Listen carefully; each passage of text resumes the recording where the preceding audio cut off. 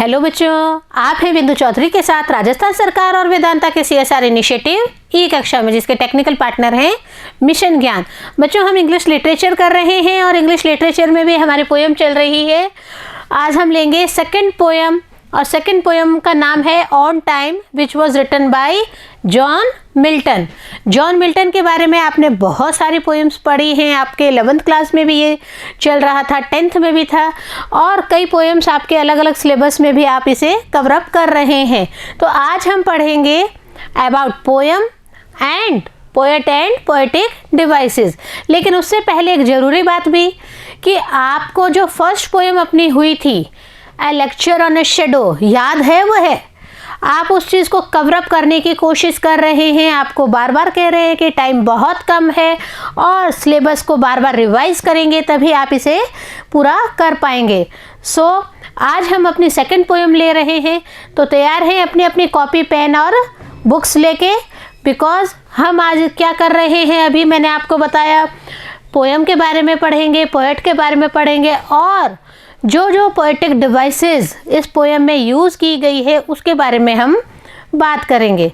So first of all देखें हम इसको कि ऑन टाइम जो पोएम है, इसमें जो जॉन मिल्टन पोएट हैं वो क्या कहना चाह रहे हैं। सबसे पहले तो हम जॉन मिल्टन के खुद के बारे में ही बात करते हैं कि क्या है जॉन मिल्टन का, समथिंग स्पेशल है इस बारे में। तो सबसे पहले देखिए अबाउट द पोएट। हम देखें जॉन मिल्टन का बर्थ कब हुआ था, 1608 में। हमने इसको विद डेट भी मेंशन किया है और आप भी अपनी कॉपीज में इस चीज़ को नोट डाउन करिए। John Milton was born on 9 दिसंबर 1608। कब बर्थ हुआ था जॉन मिल्टन का बच्चों? 9 दिसंबर 1608 में। और अभी क्या चल रहा है, हम कौन सी सदी में आ गए हैं? 2020, 2021। तो इनका बर्थ इतना टाइम पहले हुआ है और इनकी डेथ कब हुई है देखें, he died on 8 November 1674।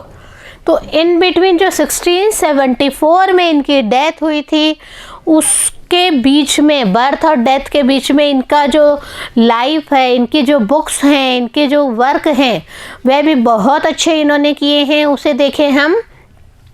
John Milton कौन थे? सबसे पहले तो हम वो बात करते हैं। John Milton was an English poet. Who is John Milton? John Milton was an English poet. Intellectual बहुत थे। पैम्फलेटियर, इट मीन्स वाद विवाद किसी भी चीज़ के लिए रखना बहुत ज़रूरी होता है।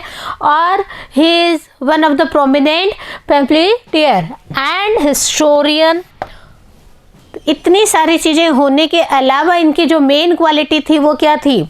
Who served as a civil servant.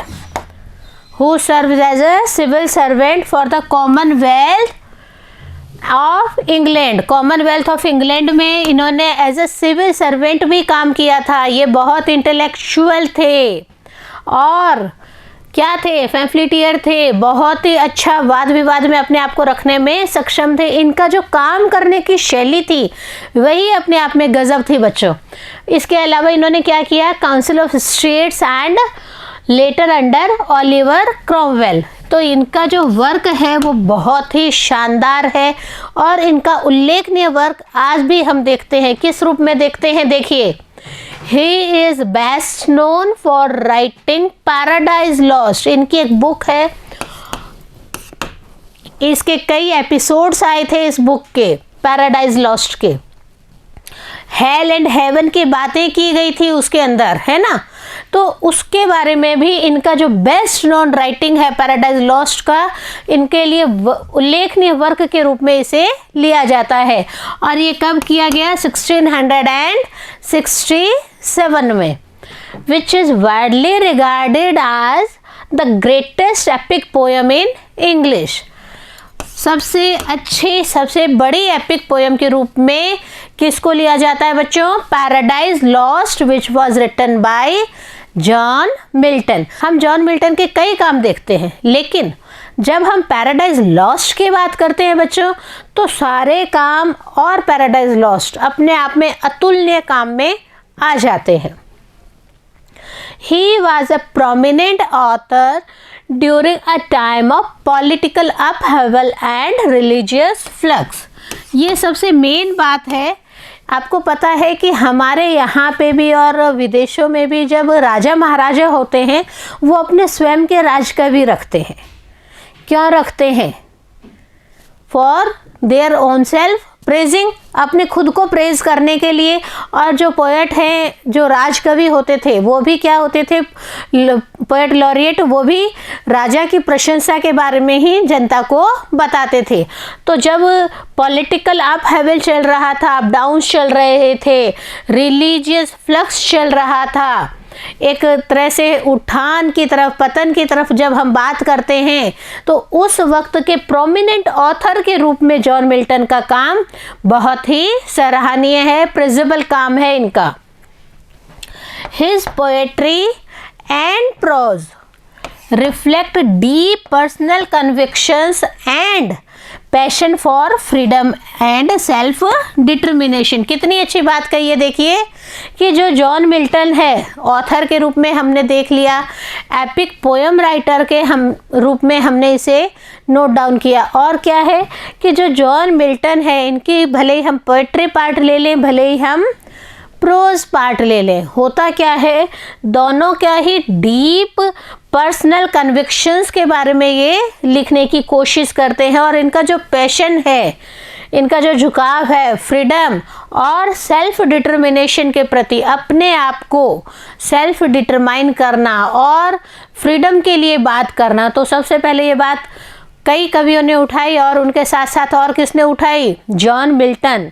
तो जॉन मिल्टन की जब हम बात करते हैं तो हम देखते हैं कि ना सिर्फ ये ऑथर थे, बल्कि ये पोएट भी थे, बल्कि ये सिविल सर्वेंट भी थे और अलग अलग जगह इन्होंने काम भी किया था। काउंसिल ऑफ स्टेट में इन्होंने काम किया है and he worked in Oliver Cromwell also. तो कई चीज़ों को आप इसे देखते हैं तो आप क्या जानते हैं कि जॉन मिल्टन बहुत ही ऑथेंटिक पोएट है, अपने बारे में बहुत कुछ समेटे हुए हैं हम।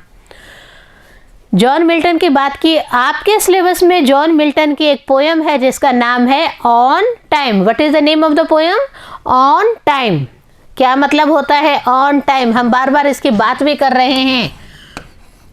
अभी थोड़ी देर पहले भी हमने एक बात की थी बच्चों कि टाइम कम है, सिलेबस को कवर करना है, तो इसलिए अपनी स्पीड को इंक्रीज कीजिए। ऑन टाइम में भी जो पोएट है वो कई चीज़ों को मिक्सअप करते हैं, समअप करते हैं और अपनी बात कहना चाहते हैं।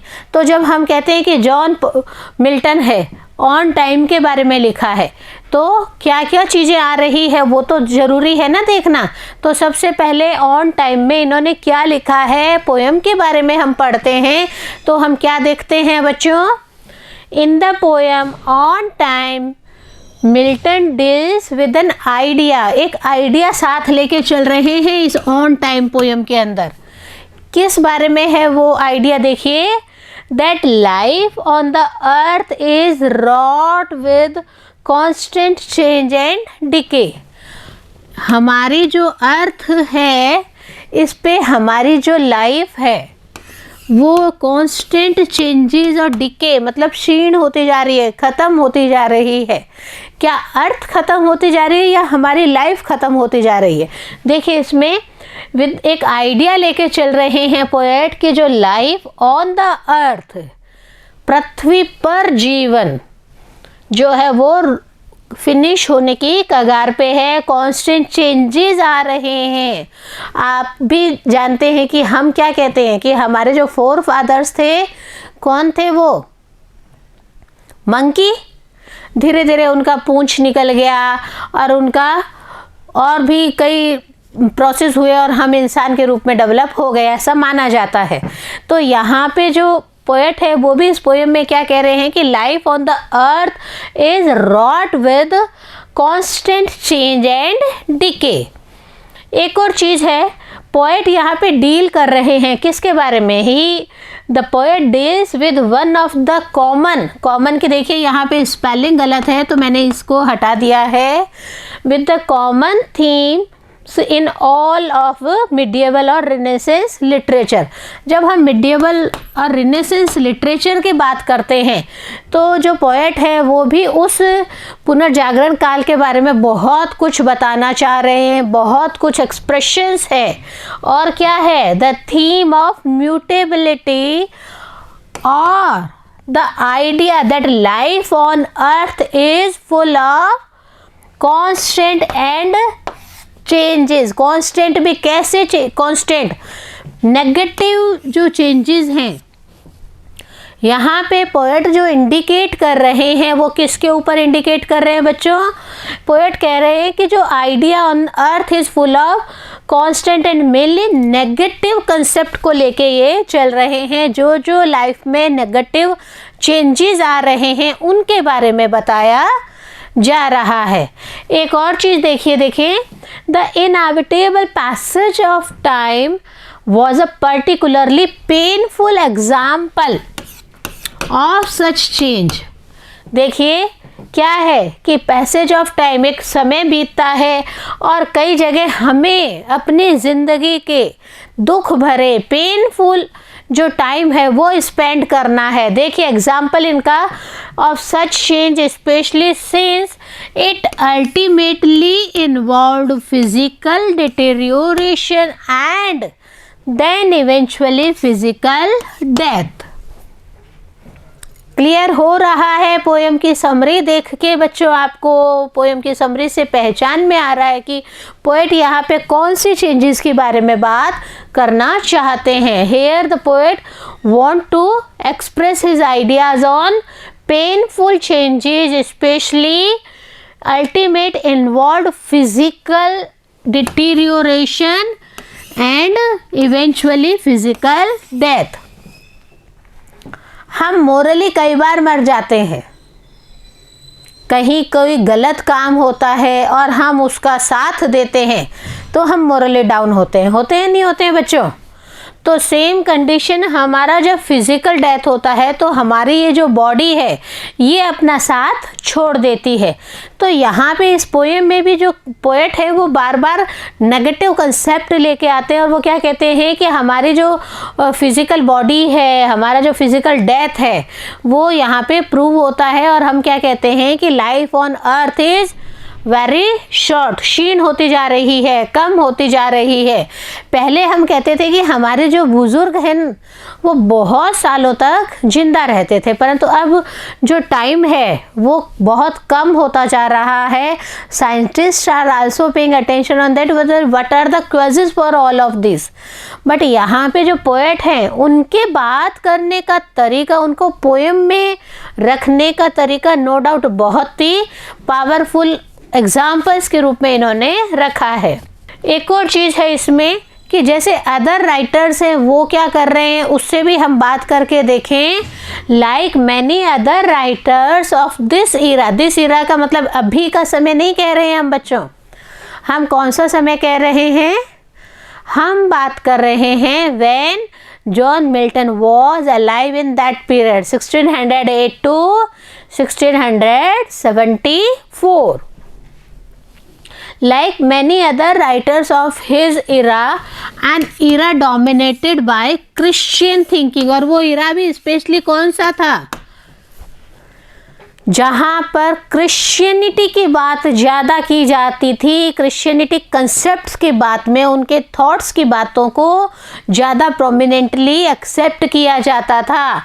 बार बार कह रहे हैं कि यहाँ पे हम बात करते हैं जॉन मिल्टन की, तो जॉन मिल्टन का जो इरा है वो क्रिश्चियनिटी से बिलोंग करता है, वो खुद क्रिश्चियनिटी से कंसेप्ट से बिलोंग करते हैं। तो यहाँ पे भी वो प्लस उनके संग के अदर राइटर्स वो सब भी इससे बहुत ज़्यादा इन्फ्लुएंस्ड थे।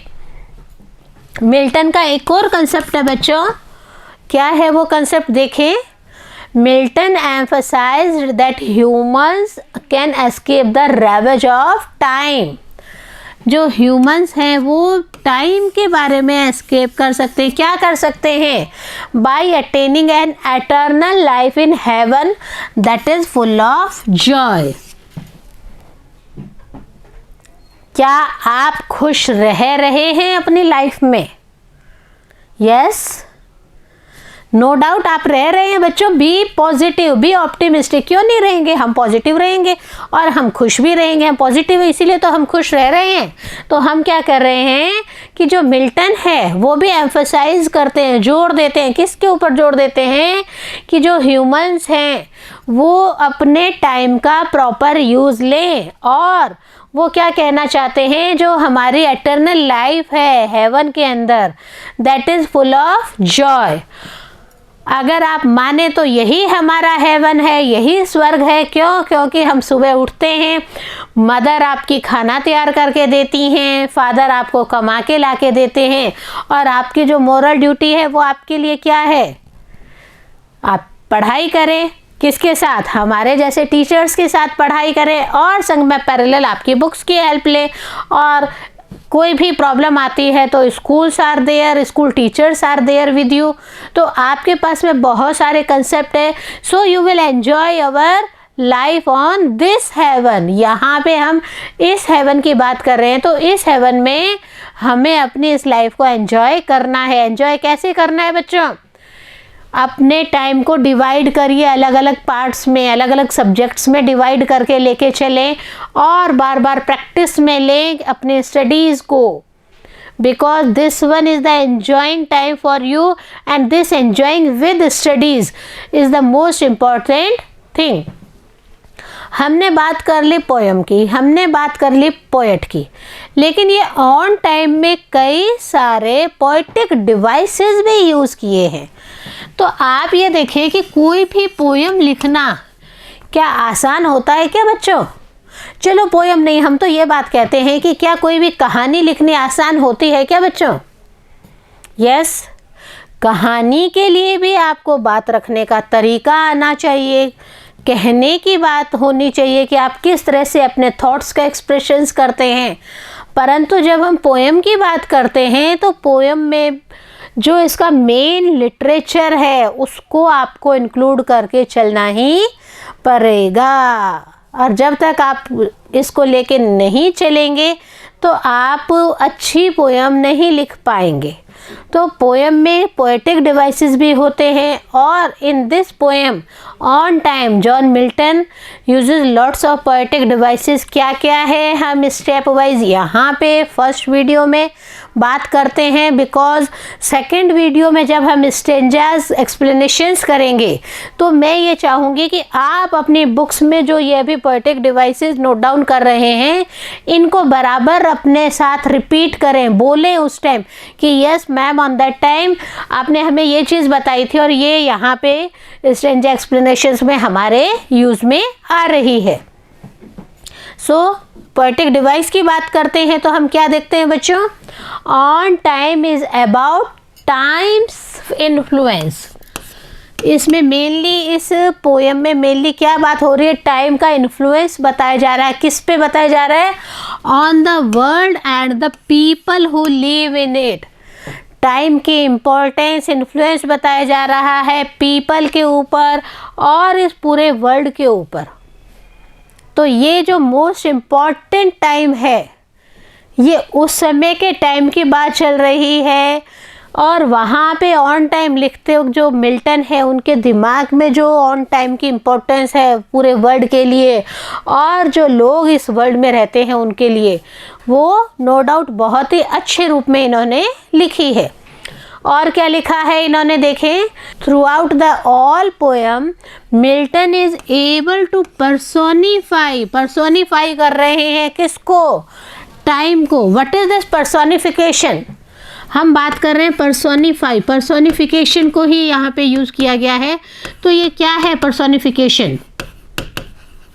It is a poetic device जब हम अमूर्त चीज़ों को मूर्त रूप देते हैं। For example when we are talking about the fan, हम क्या कहेंगे, फैन बहुत प्यारा लग रहा है। तो क्या फैन प्यारा है क्या? लेकिन हमने उसे पर्सोनिफाई कर दिया, एक मूर्त रूप दे दिया, एक एग्जिस्टेंस उसको दे दी। तो यहाँ पे पर्सोनिफिकेशन यूज़ किया गया है, but for what purpose? For time purpose. Time के लिए पोएट ने, जॉन मिल्टन ने पर्सोनिफिकेशन का यूज़ लिया है। अब आप कहें मैडम घड़ी में टाइम होता है, हाँ घड़ी में टाइम होता है। उसी तरीके से इस पोएम में जो टाइम है उसकी इम्पोर्टेंस बताई गई है। एक और चीज़ देखें, और क्या क्या बताया गया है। Discuss religion and makes the readers really think about their lives. Time की बात की गई है, रिलीजन की बात की गई है। हमने जब पोएट के बारे में पढ़ा था बच्चों, तो हमने इस चीज़ का डिस्कशन भी किया था कि जब उस टाइम पॉलिटिकल अपहेवल्स चल रहे थे और रिलीजियस फ्लक्स चल रहे थे, उसमें भी पोएट ने अपना काम बहुत अच्छे से किया था। तो सेम हेयर, जब ऑन टाइम पोएम कर रहे हैं तो वो एक तो टाइम को पर्सोनिफाई कर ही रहे हैं, प्लस वो क्या कर रहे हैं, रिलीजन को डिस्कशन में ले रहे हैं। और रीडर्स को, जो रीडर्स, आप और हम रीडर्स हैं, रीडर्स को कह रहे हैं कि आप अपनी लाइफ्स को बहुत अच्छे से जिएं, अपनी थिंक करें, अपनी लाइफ के बारे में सोचें। तो यहाँ पे आप अपने बारे में क्या सोच रहे हैं बच्चों? मैं बार बार अभी आप ही को पॉइंट आउट करूंगी, because this one is the precious time. आप क्लास 12th के पेपर्स देंगे, तो क्लास 12th के पेपर्स देते वक्त आपकी चीज़ भी बहुत अच्छे से दिमाग में होनी चाहिए कि हमें इस टाइम परसेंटेज गेन नहीं होता है।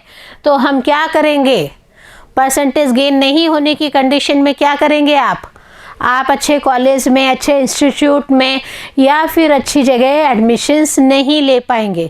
So again and again this poem is made for all of you. ध्यान रखिए इस चीज़ को और बहुत ही अच्छे से ग्रसअप करने की कोशिश करिए। What is the idea this poet want to tell us? So grasp it, ultimately you will achieve it and you will gain highest marks in your classes also. There are rhyming couplets. अब हम एक और बात करते हैं rhyming couplets की. But there is no distinct order of the lines. Poet ने इस पोएम में राइमिंग कपलेट तो यूज़ किए हैं, आपको पता है, मैंने आपको राइमिंग पैटर्न भी बताया है। जब हम जो पोएम है उसके जो लास्ट वर्ड्स हैं उनका जब प्रोनाउंसिएशन करते हैं, जो साउंड निकलती है वो जब सेम साउंड है तो वो ए पैटर्न आ रहा है। अगेन थर्ड और fourth lines are similar, then it becomes B B, A B B. और अलग अलग जो पोएट्स हैं उन्होंने अलग अलग राइमिंग पैटर्न यूज़ किए हैं। ऑन टाइमिंग में राइमिंग कपलेट तो यूज़ किए हैं, परंतु इन्होंने क्या किया, सबसे बड़ी बात है कि लाइन्स को प्रॉपर ऑर्डर्स में नहीं लिखा है। क्या है राइम पैटर्न वो भी डिस्कशन करेंगे हम। And the rhyming between lines varies dramatically.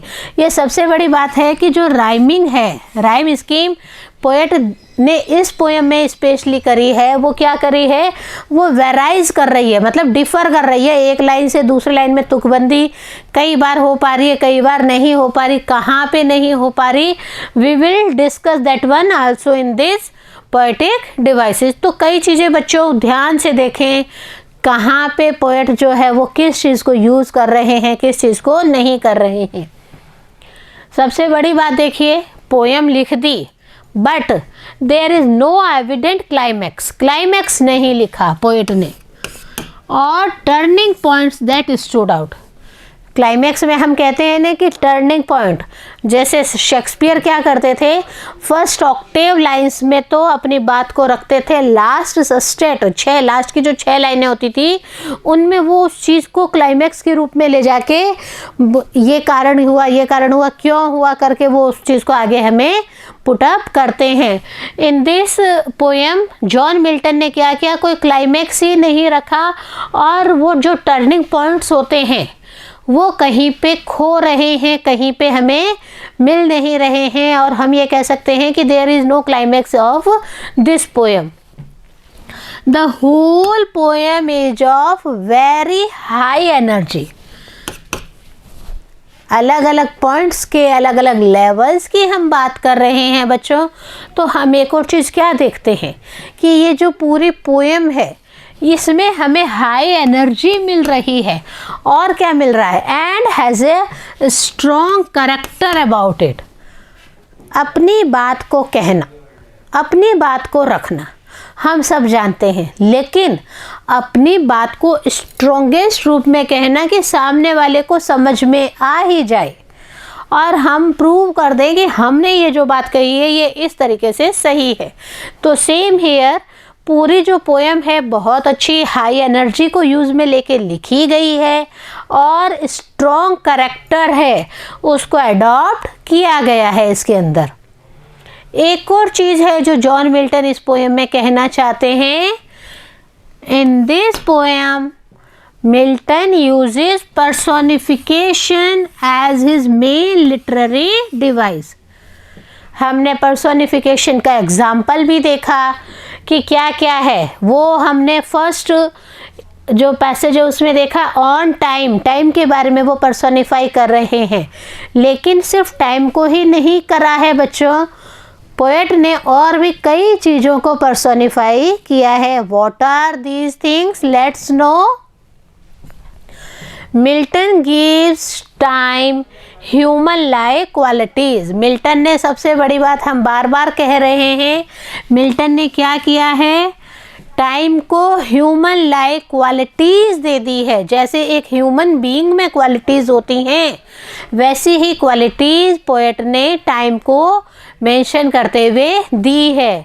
कौन कौन सी दी है देखिए, such as being envious and talking about the speaker and time losses and gain.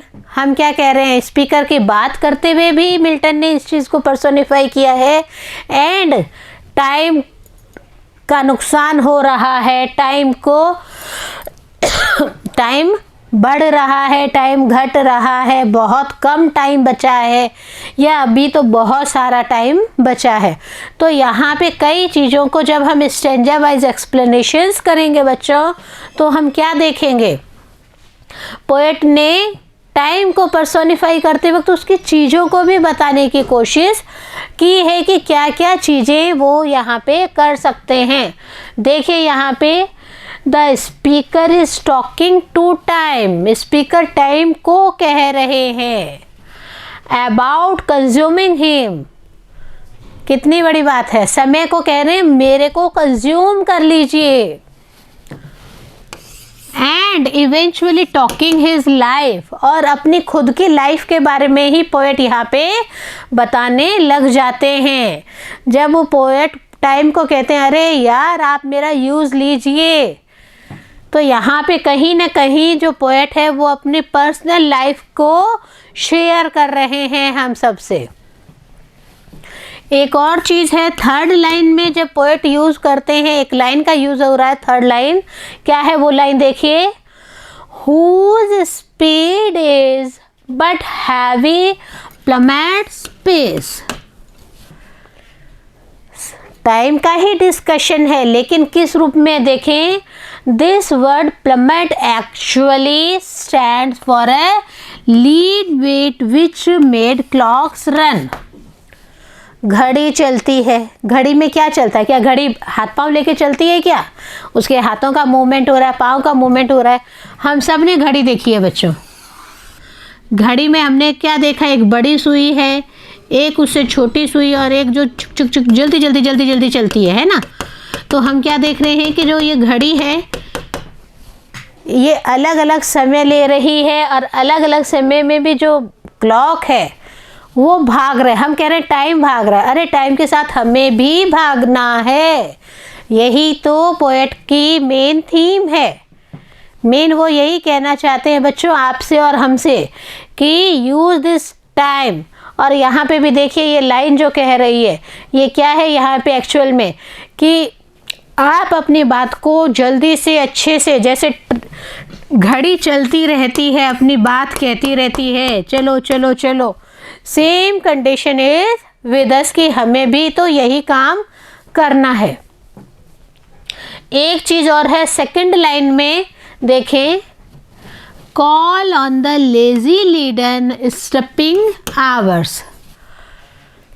Poet की ऑन टाइम पोएम में एक सेकंड लाइन है जो क्या कह रही है, call on the lazy leaden stepping hours. यहाँ पे एक पोएट मेन किसके बारे में कह रहे हैं, देखें, Milton is describing how hours can only be measured by a clock whose pace is determined by the plummet। और जिसका जो पेस है वो भी किससे डिटरमाइन हो रहा है, प्लमेट से हो रहा है। तो मेन चीज़ बार बार क्या कही जा रही है इस लाइन में, यही कहने की कोशिश कर रहे हैं कि जो घंटे हैं वो घड़ी के घंटों से चलते हैं, तो इसका भी अपना मेज़रमेंट जो है क्लॉक का, उसका भी अपना एक मेज़रमेंट है, उसका भी डिटर्मिनेशन है। और यहाँ पे मेन चीज़ बार बार यही आ रही है कि जो lazy laden stepping hours, lazy laden stepping hours, तो हम हमारी लाइफ में ये जो कई बार कहते हैं ना, घड़ी तो चल ही नहीं रही, अभी इतना ही टाइम हुआ है। नहीं बच्चों, घड़ी इसलिए नहीं चल रही कि हमारे पास करने को कोई टाइम नहीं है, हमारे पास कोई काम ही नहीं है कि हम उसको कर रहे हैं, और हम दोष किसको दे रहे हैं कि भाई घड़ी नहीं चल रही। तो इन चीज़ों को स्पेशली हमें पॉइंट आउट करते हुए बहुत ही ध्यान रखना है। पर्सोनिफिकेशन का एक और एग्जाम्पल पोएट ने यहाँ पे दिया है। मेनली इस पोएम में आप बार बार देखें पर्सोनिफिकेशन का यूज़ किया है।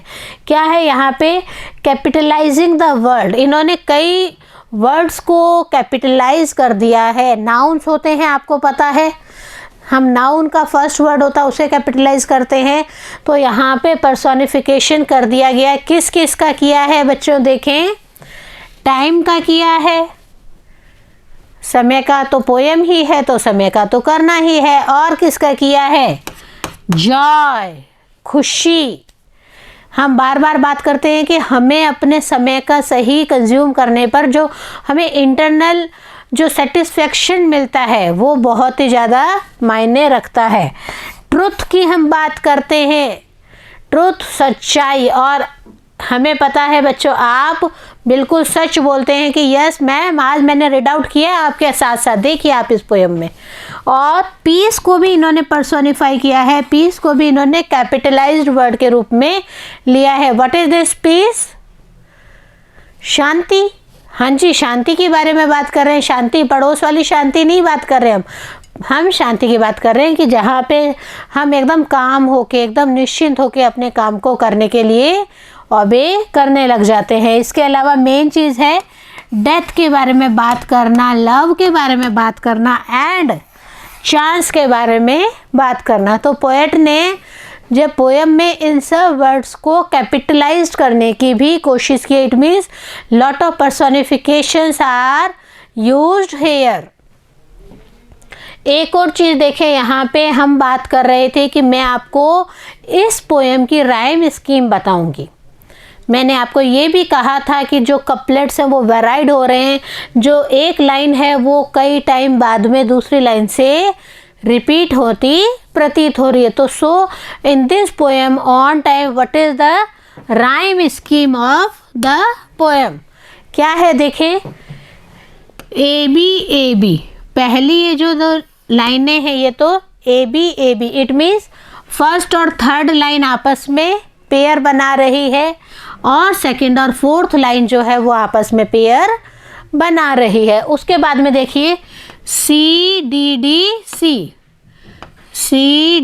सी, तो जो फिफ्थ लाइन है वो एट्थ लाइन से पेयर बना रही है, और सिक्स्थ और सेवन्थ लाइन है उनका आपस में राइमिंग पैटर्न हो रहा है। इसके बाद में देखिए E F G H I and H. तो यहाँ पे ये देखिए एच। तो यहाँ पे पोएट ने क्या किया कि कई जगह पे वो कपलेट्स को जंप करवा रहे हैं, लाइंस को जंप करवा के अपनी बात को प्रूव कर रहे हैं। अपनी बात को रखते वक्त ये चीज़ स्पेशली ध्यान में रख रहे हैं कि मेरा ये जो कहने का तात्पर्य है यहाँ पे इस तरीके से। तो ये जो राइमिंग पैटर्न है, ये जब पोएम पढ़ेंगे तो आप खुद देखेंगे कि बहुत ही पावरफुल हो जाती है। वहाँ पे हमें बात रखने का जो पोएट का तरीका है वो बहुत ही इम्प्रेसिव लगेगा, बहुत ही अच्छा लगेगा। तो इनका जो राइमिंग पैटर्न है पोएम का, ये आप देख लें, ये आप नोट डाउन कर लें अपनी अपनी कॉपीज़ में। क्यों नोट डाउन कर लें बच्चों? क्योंकि अगर आपसे क्वेश्चन पूछा जाता है तो you have answer of this one. So आप पोएम की लाइंस के भी पीछे पीछे भी आप इनको मेंशन करें और स्टेप बाय स्टेप प्लस आप क्या करेंगे, इसको अपनी कॉपी में भी नोट डाउन करेंगे। एक और चीज़ है, देखिए, the end of the poem is consumed mainly by one rhyming line. जो एंड हो रहा है इस पोएम का, वहाँ पे सिर्फ एक सिंगल राइमिंग लाइन का वर्ड यूज़ किया है। तो हम जब राइमिंग स्कीम की बात कर रहे हैं तो मैंने अलग अलग पार्ट्स में आपको ये समझाने की बार बार कोशिश की है बच्चों कि lot of things are there. तो यहाँ पे भी इस चीज़ को भी आप कंसेप्ट समझ रहे होंगे कि ये जो लास्ट जो लाइन है इसको भी वन राइमिंग लाइन करके पोएट ने कंप्लीट करने की कोशिश की है। इसके अलावा देखें हम, पोएम हैज़ राइमिंग कपलेट्स। हम बात कर चुके हैं कि पोएम में राइमिंग कपलेट्स हैं, but there is no district patterns. कोई निश्चित पैटर्न नहीं है। हम इस चीज़ को पहले भी डिस्कशन कर चुके हैं, मैं अभी फिर बता रही हूँ कि निश्चित पैटर्न नहीं है राइम का। और पेयर्ड लाइंस जो है वो कई बार हमें शो हो रही है, कई बार शो नहीं हो रही है। इसके साथ इसको वापस लेने का सिर्फ एम यही था कि आप इस राइमिंग पैटर्न को यहाँ पे इस चीज़ को देख के अच्छे से समझ लेंगे। और एक चीज़ और स्पेशली मैं आपको बताना चाहूँगी, यहाँ पे जो पोएट हैं वो कई एक्स्ट्रा चीज़ों को यूज़ कर रहे हैं। What are these extra things? On time has a very little punctuations in it. सबसे बड़ी बात देखिए कि इन्होंने पंक्चुएशंस का कम से कम यूज़ किया था। और ये जो कला है पोएम लिखने की, ये जो कला है ये बहुत कम लोगों के पास में होती है। और देखिए, in fact the poem is made up of only 2 sentences. पूरे पोएम को अगर हम देखते हैं तो हम क्या देखते हैं, जॉन मिल्टन सर ने पूरी पोएम को ओनली 2 सेंटेंसेस में ही कवरअप कर दिया है।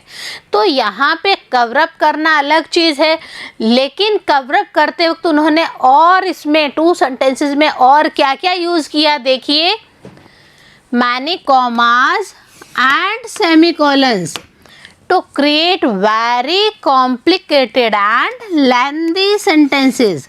जी हाँ, 2 सेंटेंस तो बनाए हैं और वो 2 सेंटेंसेस भी कॉम्प्लिकेटेड और लेंदी बहुत बनाए हैं। लेकिन उन 2 सेंटेंसेस को यूज़ में लेते वक्त इन्होंने और क्या यूज़ लिया?